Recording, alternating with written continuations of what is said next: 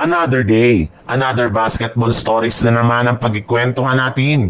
At ngayon nga yung pag-uusapan natin ang balitang may bumalik na nga daw sa Los Angeles Lakers at ang latest update kay Jonathan Kuminga.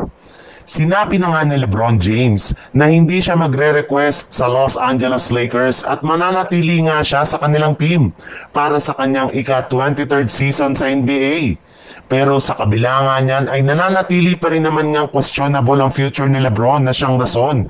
Bakit posible nang magkawatak-watak ang kanilang Big 3 ni Luka Doncic at Austin Reeves? Meron na lang naman ngang natitirang isang taon si LeBron sa kanyang kontrata at kapag natapos ito ay pwede na nga siyang magretiro o di kaya ay lumipat ng ibang kupunan. Bukod rin nga kay LeBron James ay delikado rin naman nga ang lagay ni Reeves dahil posible nga na maging isa itong unrestricted free agent next year sa inaasahang hindi niya pagkuha ng kanyang player option. Kaya as of now nga ay si Luka Doncic lamang ang sigurado ang future sa Lakers.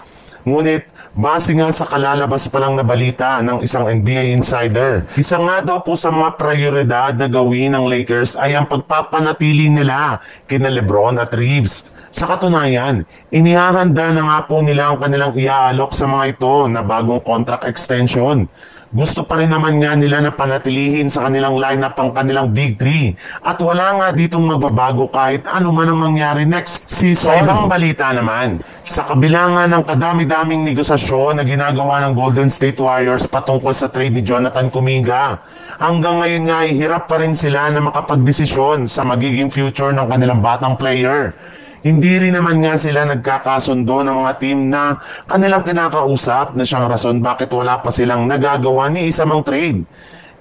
Ito na rin naman nga ang mismong dahilan bakit napipilitan na lamang sila na panatilihin si Kuminga sa kanilang lineup at isarado na ang kanilang mga ginagawang trade negotiations.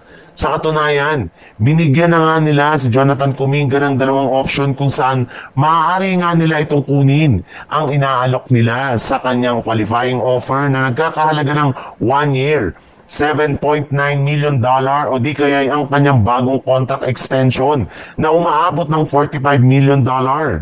At ayon nga sa isang insider, mas pipiliin na lamang nga daw ni Kuminga na kunin ng $7.9 million upang sa ganun ay mas magiging madali ang pagpasok nito sa free agency market next season bilang isang unrestricted free agent. Sa ganyang paraan nga, ay hindi na siya mapipigilan pa ng Golden State Warriors sa paglipat sa ibang kupunan.